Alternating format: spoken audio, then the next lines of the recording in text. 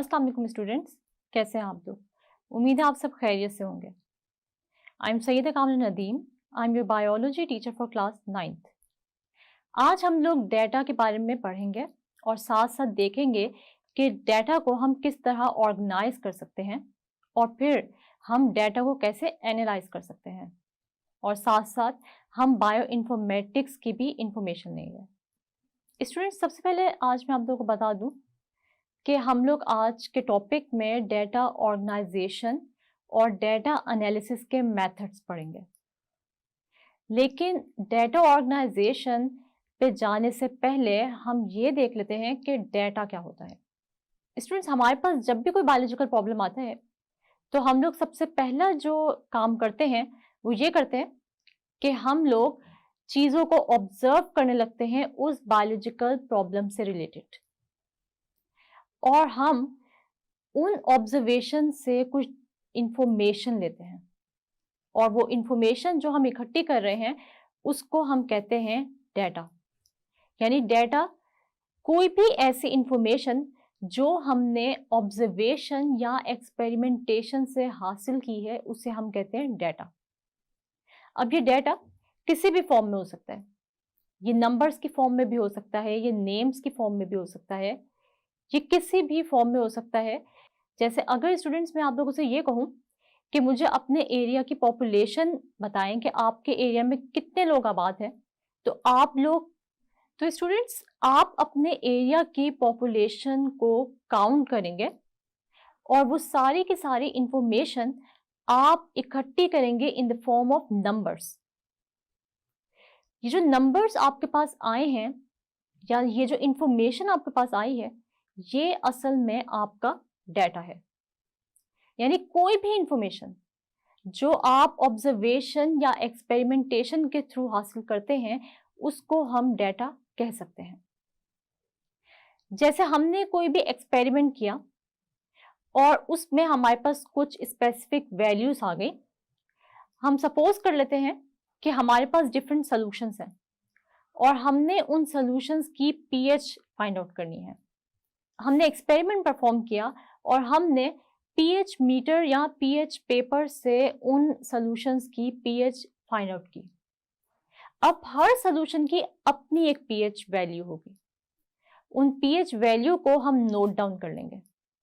अब ये जो हमारे पास एक्सपेरिमेंट के थ्रू जो उसके रिजल्ट्स आए हैं जो कि डिफरेंट पीएच वैल्यूज हैं डिफरेंट सॉल्यूशंस की, ये हमारे पास एक्सपेरिमेंट से इंफॉर्मेशन आई।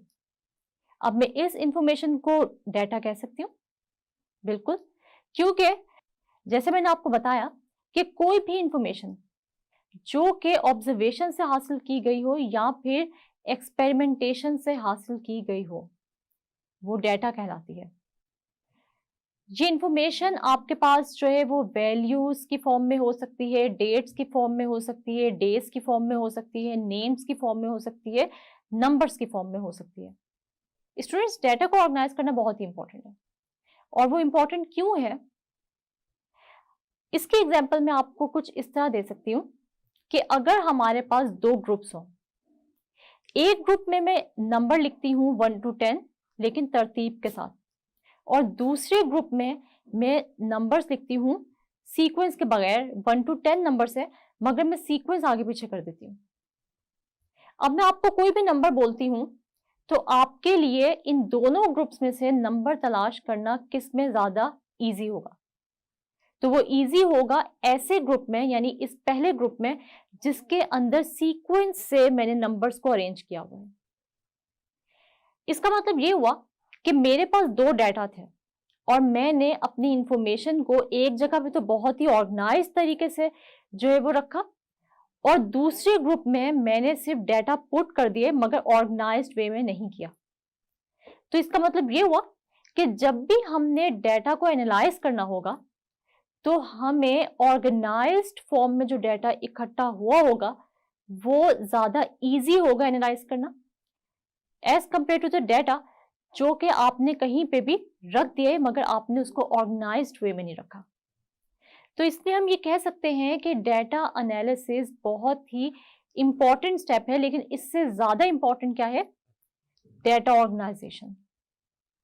यानी डेटा को आपको ऑर्गेनाइज करना ही है अगर आपने डेटा को एनालाइज करना है। अब डेटा को हम लोग डिफरेंट फॉर्म्स में ऑर्गेनाइज कर सकते हैं, जैसे कि हम अपने डेटा को मैप्स की फॉर्म में भी ऑर्गेनाइज कर सकते हैं, टेबल्स की फॉर्म में भी ऑर्गेनाइज कर सकते हैं, फ्लो शीट्स की फॉर्म में भी ऑर्गेनाइज कर सकते हैं, और ग्राफ्स की फॉर्म में या डायग्राम की फॉर्म में भी ऑर्गेनाइज कर सकते हैं। तो स्टूडेंट्स, इसका मतलब ये हुआ कि डेटा एनालिसिस के लिए डेटा ऑर्गेनाइजेशन बहुत ही इंपॉर्टेंट है। अगर हमारा डेटा एक ऑर्गेनाइज्ड फॉर्म में होगा, जैसे मैप्स, टेबल्स, डायग्राम्स या फ्लो शीट्स की फॉर्म में, तो हमारे लिए ज़्यादा आसान होगा कि हम अपने डेटा को अच्छे तरीके से समझ सकें और उसको अच्छे से एनालाइज कर सकें। लेकिन अगर हम अपने डेटा को ऑर्गेनाइज्ड फॉर्म में अरेंज नहीं करेंगे तो हमारे लिए ही मुश्किल होगी कि हम अपने डेटा को एनालाइज भी कर सकें। हमने जिस जिस मेथड से डेटा इकट्ठा किया है उन मेथड्स को बताना भी बहुत इंपॉर्टेंट है। तो इसका मतलब ये हुआ कि अगर हम अपने डेटा कलेक्शन मेथड्स बताते हैं तो कोई भी साइंटिस्ट हमारे डेटा को क्रॉस चेक कर सकता है। लेकिन अगर हम यही नहीं बताते कि हमने ये वैल्यूज या ये नंबर्स या ये जो डेटा है ये हमने किन मेथड से हासिल किया है, तो फिर कोई भी साइंटिस्ट हमारे डेटा पर यकीन नहीं करेगा। तो इसलिए डेटा को इकट्ठा करने के मेथड्स, डेटा को ऑर्गेनाइज करना और फिर डेटा को एनालाइज करना, ये भी बहुत ही इंपॉर्टेंट स्टेप्स हैं बायोलॉजिकल मेथड के। हम देख लेते हैं कि हम लोग किस तरीके से डेटा को एनालाइज कर सकते हैं। तो डेटा एनालिसिस के दो मेथड्स होते हैं, जो कि है रेशो और प्रोपोर्शन। अब रेशो क्या होती है और प्रोपोर्शन क्या होती है, ये मैं आपको बताती हूं एग्जाम्पल्स के साथ। सबसे पहले हम लोग देख लेते हैं रेशो क्या होती है। हम देखते हैं, अगर मेरे पास एक नंबर है A और दूसरा नंबर है B और मैं इन दोनों को आपस में कंपेयर करना चाहती हूं, तो वो मैं कर सकती हूं रेशो के थ्रू। यानी दो नंबर्स का आपस में कंपैरिजन जो होगा वो होगा रेशो के थ्रू। या यूं मैं कह सकती हूं कि A और B का आपस में क्या रिलेशनशिप है वो मैं बता सकती हूं रेशो के थ्रू। यानी A दरमियान में कॉलन और फिर B, या फिर A डिवाइडेड बाय B। हम यहां पर कॉलन का साइन भी लगा सकते हैं दोनों नंबर्स के दरमियान, या फिर हम साइन ऑफ डिवीजन भी इस्तेमाल कर सकते हैं। तो हम ये कह सकते हैं कि अगर A और B की रेशो हमने निकालनी है, A रेशो B या फिर A डिवाइडेड बाय B। यहां पर दूसरा जो मेथड है वो है प्रोपोर्शन। और प्रोपोर्शन क्या होता है, जब भी हम दो रेशोस को कंबाइन करते हैं by the sign of equality, तो उसको हम कहते हैं प्रोपोर्शन। रेशो और प्रोपोर्शन का कॉन्सेप्ट आपको बेहतर तरीके से इसके एग्जाम्पल से ही क्लियर हो सकता है। तो हम इसके एग्जाम्पल्स कर लेते हैं व्हाइट बोर्ड पे। स्टूडेंट्स, हम लोग पढ़ रहे हैं डेटा एनालिसिस के मेथड्स। इसके अंदर मैंने आप लोगों को बताया कि डेटा एनालिसिस में दो मेथड्स यूज होते हैं जो कि स्टैटिस्टिक्स के हैं। एक है रेशो और दूसरा है प्रोपोर्शन। सबसे पहले हम देख लेते हैं कि रेशो क्या होती है और उसके बाद हम डिस्कस करेंगे प्रोपोर्शन क्या होती है। सबसे पहले हम देखते हैं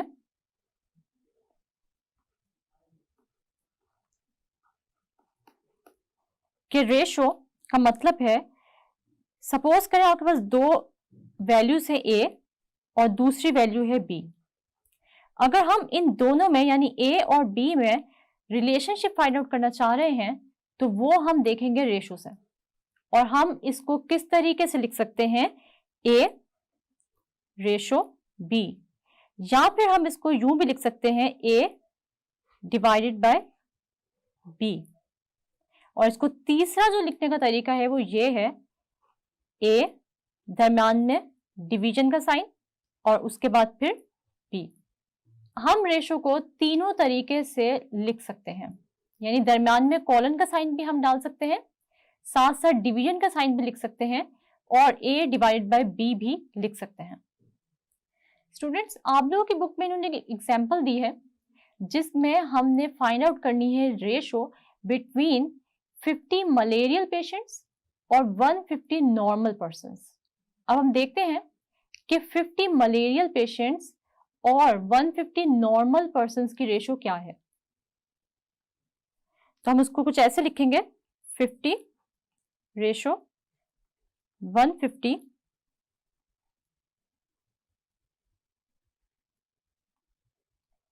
और फाइनल जो इसकी रेशो आएगी वो आएगी 1:3। तो 50 मलेरियल पेशेंट्स और 150 नॉर्मल पर्सन्स की जो रेशो है वो आई है 1:3। अगर हम प्रोपोर्शन की बात करें तो प्रोपोर्शन का मतलब क्या होता है कि जब भी हम दो रेशोस को आपस में कंबाइन करते हैं with the sign of equality तो उसे हम कहते हैं प्रोपोर्शन। और प्रोपोर्शन को हम कैसे लिख सकते हैं? प्रोपोर्शन को हम लिख सकते हैं ऐसे कि हमारे पास एक रेशो है A रेशो B और दूसरी रेशो हमारे पास है C रेशो D। अगर मैं इन दोनों रेशोस को कंबाइन करना चाहूं तो वो हम प्रोपोर्शन के साइन से कर सकते हैं, A ratio B equal to C ratio D। और हम A रेशो B के साथ ये 4 डॉट्स प्रोपोर्शन के लगा सकते हैं और हम प्रोपोर्शन को साइन ऑफ इक्वालिटी से भी डिनोट कर सकते हैं और साथ साथ ये जो 4 डॉट्स हैं जो कि एक प्रोपोर्शन को जाहिर कर रहे हैं इससे भी हम आपको बता सकते हैं कि ये दो रेशोस यानी A रेशो B और C रेशो D के दरमियान प्रोपोर्शन है।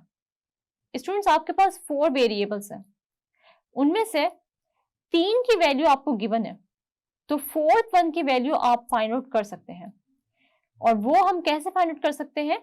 इस प्रोपोर्शन के मेथड से ही। स्टूडेंट्स, आपके बुक में एक एग्जांपल दी हुई है जिसमें वो कह रहे हैं a biologist can calculate how many birds will get malaria when he allows infected mosquitoes to bite 100 healthy sparrows। वो कह रहे हैं कि हमने ये देखना है कि अगर जो है वो आपके पास 100 हेल्दी स्पैरोस है और आप एक मॉस्किटो को अलाउ करते हैं कि इन 100 हेल्दी स्पैरोस को बाइट करें तो उनमें से कितनी स्पैरोस ऐसी होंगी जिनको के मलेरिया हो जाएगा। In the previous experiment, he noticed that when he allowed mosquitoes to bite 20 sparrows, 14 out of them got malaria। अब इस बायोलॉजिस्ट ने पहले भी एक एक्सपेरिमेंट किया जिसके अंदर 20 स्पैरोस इसने ली और फिर मॉस्किटो को अलाउ किया कि वो इन स्पैरोस को बाइट करें। जब मॉस्किटो ने स्पैरोस को बाइट किया तो 20 में से 14 ऐसी स्पैरोस थी जिनको मलेरिया हो गया। अब हमारे पास एक प्रॉब्लम है कि अब जो हम एक्सपेरिमेंट करने जा रहे हैं वो है 100 स्पैरोस पर। अगर 20 में से 14 स्पैरोस को मलेरिया हो गया तो आपने बताना ये है कि 100 में से कितनी स्पैरोस को मलेरिया होने का चांस हो सकता है। तो इस प्रॉब्लम को हम सॉर्ट आउट करेंगे कुछ कैलकुलेशंस के थ्रू जिसके अंदर हम प्रोपोर्शन को भी यूज करेंगे। हम देखते हैं कि हमारे पास जो पहली रेशो आ रही है, फर्स्ट रेशो अगर हम लोग देखें तो वो हमारे पास आ रही है 14 आउट ऑफ 20 स्पैरोस को मलेरिया हो गया। और जो हमारे पास सेकंड रेशो आ रही है वो क्या है? वो हमने देखनी है कि x नंबर ऑफ स्पैरोस को मलेरिया हो गया 100 में से। अभी x जो है वो हमें मालूम नहीं है जिसको हमने फाइंड आउट करना है। हम इन दोनों रेशोस को प्रोपोर्शन की फॉर्म में लिखेंगे, वो ऐसे 14:20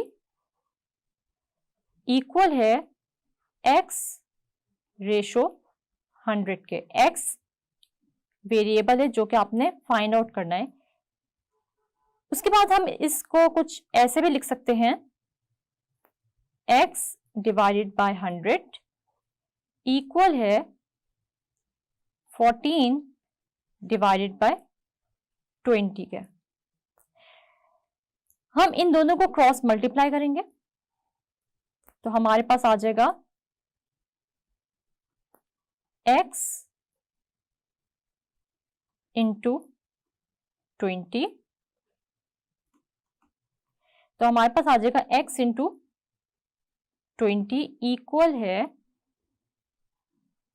100 इंटू 14 के।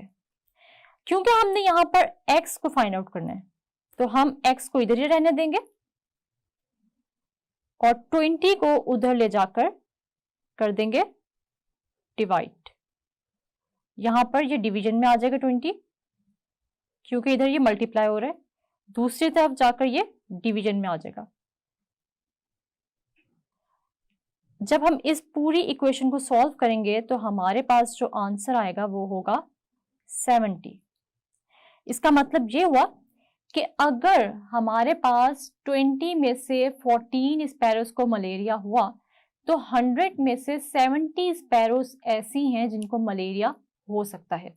क्योंकि हमारे पास जो x की वैल्यू है जो हमने फाइंड आउट करनी थी कि अगर 100 स्पैरोज को मॉस्किटो काटे तो उसमें से कितने स्पैरोज को मलेरिया होने का चांस है, तो फिर हमारे पास आंसर आ गया है 70, यानी 70 ऐसी स्पैरोज होंगी 100 में से जिनको कि मलेरिया हो सकता है। स्टूडेंट्स, हम देखते हैं कि जिस तरह मैथ्स जो है वो बायोलॉजी में बहुत ज़्यादा अहम रोल प्ले करती है, इसी तरह स्टैट्स भी बायोलॉजी को स्टडी करने में बहुत ही अहम रोल प्ले करता है। हमारे पास एक डाटा है और हमने उसको एनालाइज करना है, तो हम लोग जो है वो उसके ऊपर स्टैट्स के या मैथ्स के जो है वो टेक्निक्स या टूल्स अप्लाई करेंगे और फिर हमारे लिए आसान हो जाएगा कि हम कोई भी डाटा ऑर्गेनाइज भी कर सकें इजीली और उसको एनालाइज भी कर सकें और आगे फर्दर उसकी प्रोसेसिंग कर सकें। तो स्टैट्स को हम कैसे डिफाइन कर सकते हैं? Statistics are thus a means of summarising data through the calculation of mean value. और हम देखते हैं कि स्टैट्स बायोलॉजी में डाटा एनालिसिस में या डाटा ऑर्गेनाइजेशन में बहुत ही इंपॉर्टेंट रोल प्ले करती है। जैसे अभी हमने एग्जांपल में भी दो मेथड्स पढ़े डाटा एनालिसिस के, और वो दोनों के दोनों किससे ताल्लुक रखते हैं? वो दोनों ताल्लुक रखते हैं स्टैट्स से, जैसे कि रेशो और प्रोपोर्शन। इसके बाद हम देखते हैं कि हमारे पास आ जाती है मैथ्स, और मैथ्स किस तरह हमारे लिए हेल्पफुल है बायोलॉजी में। तो मैंने आप लोगों को पहले भी बताया था कि मैथ्स का और बायो का बहुत ही गहरा ताल्लुक है, क्योंकि जितनी भी कैलकुलेशंस हमने कोई भी डाटा को समराइज करना है टेबल्स की फॉर्म में या उसको हमने जो है वो ऑर्गेनाइज करना है, तो उसके लिए हमें मैथ्स का सहारा लेना पड़ता है। और अगर हम कंप्यूटर की बात करें तो वो भी आज के दौर में हर फील्ड में कंप्यूटर तो यूज करना लाजमी है, ठीक है। और आजकल जो है वो कंप्यूटर के बगैर किसी का भी गुजारा नहीं है, क्योंकि हमारा जितना भी डाटा होता है वो एक अच्छी तरीके से सेफेस्ट जो प्लेस होती है वो कंप्यूटर ही है, जो कि आपके इतने सारे बायोलॉजिकल डाटा को भी इकट्ठा एक जगह पे रख सकता है। तो इसलिए हम ये कहते हैं कि मैथ्स तो इंटीग्रल पार्ट है, यानी एक बहुत ही इंपॉर्टेंट पार्ट है बायोलॉजी का। साथ साथ हम देखते हैं कंप्यूटर भी जो है वो भी बहुत ही इंपॉर्टेंट पार्ट है बायोलॉजी के साथ हर फील्ड का। तो हम बायो इन्फॉर्मेटिक्स को डिफाइन कर लेते हैं कि बायो इन्फॉर्मेटिक्स क्या होती है। तो बायो इन्फॉर्मेटिक्स जो है ये है, bioinformatics refers to the computational and statistical techniques for the analysis of biological data. यानी बायो इन्फॉर्मेटिक्स एक ऐसी फील्ड है जिसके अंदर हम लोग जो है वो कंप्यूटर भी यूज कर रहे हैं, साथ साथ हम स्टैटिस्टिक्स की टेक्निक्स और टूल्स भी यूज कर रहे हैं, ताकि हम बेहतर तरीके से अपने डाटा को एनालाइज कर सकें। स्टूडेंट्स, मैथ्स कितनी इंपॉर्टेंट है बायोलॉजी की फील्ड में? तो कुछ ऐसी प्रॉब्लम्स हैं जो कि सिर्फ और सिर्फ बायोलॉजी में मैथ्स ही सॉर्ट आउट कर सकते हैं, और वो क्या है? जीन फाइंडिंग है, या प्रोटीन इंटरेक्शंस हैं, या प्रोटीन के स्ट्रक्चर फाइंड आउट करना है। तो उसके अंदर कौन हेल्पफुल होगा बायोलॉजी में? वो होगा मैथ्स। तो इसका मतलब ये हुआ कि चाहे मैथ्स हो, कंप्यूटर हो, स्टैट्स हो, ये सारी के सारी फील्ड्स बायोलॉजी से इंटरलिंक्ड है और ये आपके लिए बहुत ही ज़रूरी है बायोलॉजी के अंदर डाटा एनालिसिस के अंदर।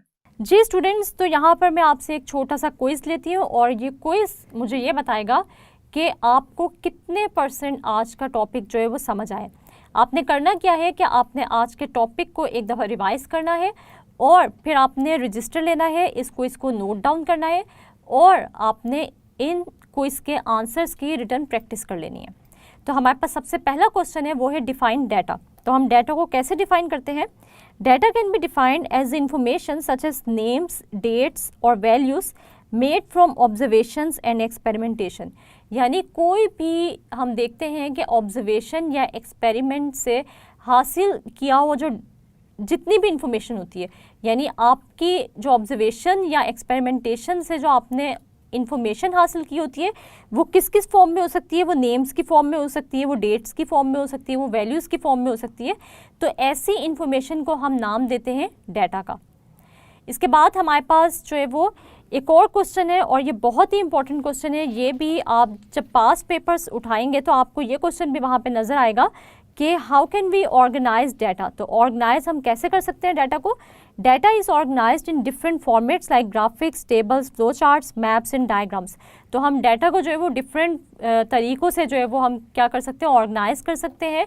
और किस किस फॉर्म में हम ऑर्गेनाइज कर सकते हैं? ग्राफिक्स की फॉर्म में हम ऑर्गेनाइज कर सकते हैं डाटा को, टेबल्स की फॉर्म में हम जो है वो उसको ऑर्गेनाइज कर सकते हैं, फ्लो चार्ट्स की फॉर्म में, मैप्स की फॉर्म में और डायग्राम्स की फॉर्म में हम इसको ऑर्गेनाइज कर सकते हैं।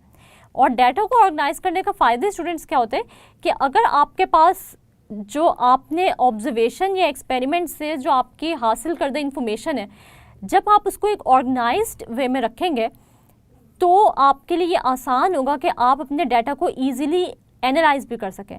अगर आपका डाटा या आपकी इंफॉर्मेशन जो है वो एक जगह पे इकट्ठी नहीं है, एक ऑर्गेनाइज्ड फॉर्म में नहीं पड़ी हुई, तो जब आप उसको एनालाइज करने जाएंगे तो आपको समझ ही नहीं आएगी कि आप इस डाटा को किस तरीके से एनालाइज करें, आप इसका एनालिसिस कैसे करें, क्योंकि वो इकट्ठा एक जगह पे तो पड़ा नहीं होगा, कोई इधर इन्फॉर्मेशन होगी, कोई उधर होगी। तो आपने हमेशा अपने डाटा को ऑर्गेनाइज फॉर्म में रखना है।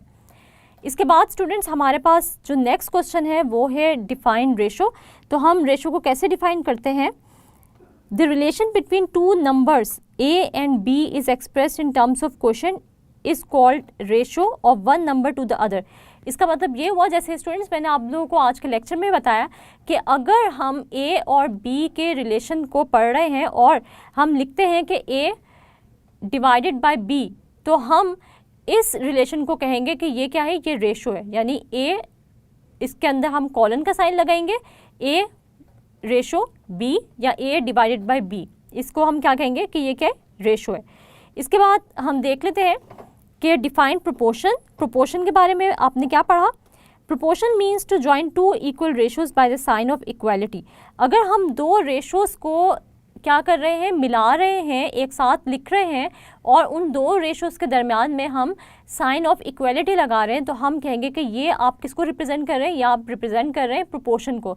यानी दो रेशोज़ को हम जब साइन ऑफ इक्वालिटी से जो है वो रिप्रेजेंट करते हैं तो हम कहते हैं कि ये क्या है, प्रोपोर्शन है। यानी दो रेशोज़ को जब भी हम साइन ऑफ इक्वालिटी से ज्वाइन करते हैं तो हम कहते हैं कि ये प्रोपोर्शन है। तो आपने रेशो की और प्रोपोर्शन की आज के लेक्चर में काफ़ी डिटेल पढ़ ली है, तो आपको ये याद भी होगी और आपको समझ भी आ गई होगी। इसके बाद स्टूडेंट्स व्हाट इज़ स्टैटिस्टिक्स। तो स्टैटिस्टिक्स की डेफिनेशन हमने पढ़ी है। Statistics are thus a means of summarising data through calculation of a mean value. तो हम देखते हैं कि जो स्टैटिस्टिक्स होती है वो क्या होती है कि हम लोग डाटा को समराइज़ करते हैं डिफरेंट स्टैटिस्टिकल टूल्स को इस्तेमाल करके, यानी मीन वैल्यूज़ निकाल के और डिफरेंट जो है स्टैटिस्टिकल टेक्निक्स को यूज़ करके जो है वो हम लोग डाटा को क्या करते हैं, समराइज़ करते हैं, और इसको हम कहते हैं कि ये क्या है, स्टैटिस्टिक्स है। जी स्टूडेंट्स, तो हमारे पास लास्ट क्वेश्चन क्या है, डिफाइन बायो इन्फॉर्मेटिक्स। तो बायो इन्फॉर्मेटिक्स क्या होती है? Bioinformatics refers to the computational and statistical techniques for the analysis of biological data. यानी आपने जब भी बायोलॉजिकल डाटा को एनालाइज करना है तो आप अगर कंप्यूटेशनल और स्टैटिस्टिकल टेक्निक्स चूज़ कर रहे हैं, यानी कंप्यूटर और स्टैट्स दोनों की टेक्निक्स चूज़ कर रहे हैं एक ही जगह पर, तो आप ये कहेंगे कि आप असल में जो है वो किसको यूज़ कर रहे हैं, आप बायो इन्फॉर्मेटिक्स की फील्ड को यूज़ कर रहे हैं, या ऐसी स्टडी को हम नाम देते हैं बायो इन्फॉर्मेटिक्स का। इसके बाद हम देखते हैं कि एक और क्वेश्चन जो हमारे पास जो है वो शॉर्ट क्वेश्चन आपसे पूछा जा सकता है, वो क्या है, वो है कि write down major biological problems in which knowledge of maths is use, तो हम देखते हैं कि डिफरेंट बायोलॉजिकल प्रॉब्लम्स हैं जो कि मैथ्स को इस्तेमाल करके हम सॉर्ट आउट कर सकते हैं। तो वो कौन कौन सी प्रॉब्लम्स हमने पढ़ी हैं, मेजर बायोलॉजिकल प्रॉब्लम्स जो हैं वो कौन कौन सी हैं, जीन फाइंडिंग है, प्रोटीन स्ट्रक्चर है, एंड प्रोटीन प्रोटीन इंटरेक्शंस के बारे में अगर हमने स्टडी करना है तो हम मैथ्स को यूज़ कर सकते हैं। इसके अलावा यहाँ पर स्टूडेंट्स आप लोगों से जो है वो लॉन्ग क्वेश्चन भी पूछा जा सकता है, और वो लॉन्ग क्वेश्चन आपसे पूछा जा सकता है define data and right note on data analysis, जिसके अंदर आप रेशो को, प्रोपोर्शन को बताएंगे, स्टैट्स को डिफाइन करेंगे, साथ साथ आप वो एग्जाम्पल भी डिस्कस करेंगे जो कि मैंने आपको लेक्चर के दौरान समझाई थी। तो स्टूडेंट्स आप लोगों के लिए आज छोटी सी एक्टिविटी है कि आपने इस क्विज़ को अच्छे से प्रिपेयर करना है और इस क्विज़ की रिटर्न प्रैक्टिस कर लेनी है। स्टूडेंट्स आज हम लोगों ने जो स्टडी किया वो था डाटा ऑर्गेनाइजेशन और डाटा एनालिसिस के मेथड्स। तो हमने देखा कि डाटा क्या होता है, कोई भी ऐसी इंफॉर्मेशन जो कि ऑब्जर्वेशन या एक्सपेरिमेंटेशन से हासिल की जाती है। और उसके बाद हमने ये देखा कि हम डाटा को किस किस तरीके से ऑर्गेनाइज कर सकते हैं। तो हम ऑर्गेनाइज कर सकते हैं डाटा को in the form of tables या फिर ग्राफ्स, डायग्राम्स, फ्लो शीट्स। और फिर हमने डाटा एनालिसिस के 2 मेथड्स पढ़े जो कि थे रेशो और प्रोपोर्शन, और साथ साथ हमने इनकी एग्जाम्पल्स भी सॉल्व की। साथ ही साथ हमने ये भी देखा कि स्टैट्स क्या होती है और बायो इन्फॉर्मेटिक्स क्या होती है, और मैथ्स को हम इंटीग्रल पार्ट ऑफ बायोलॉजी क्यों कहते हैं, किस तरह स्टैट्स, मैथ्स और कंप्यूटर बायोलॉजी में हमें हेल्प कर रहा है। उम्मीद है कि आज के लेक्चर की आपको अच्छे से समझ आ गई होगी कि डाटा ऑर्गेनाइजेशन और डाटा एनालिसिस क्यों इंपॉर्टेंट होता है। नेक्स्ट लेक्चर तक के लिए अपना बहुत सारा ख्याल रखिएगा और मुझे दुआओं में याद रखिएगा। तब तक के लिए अल्लाह हाफिज।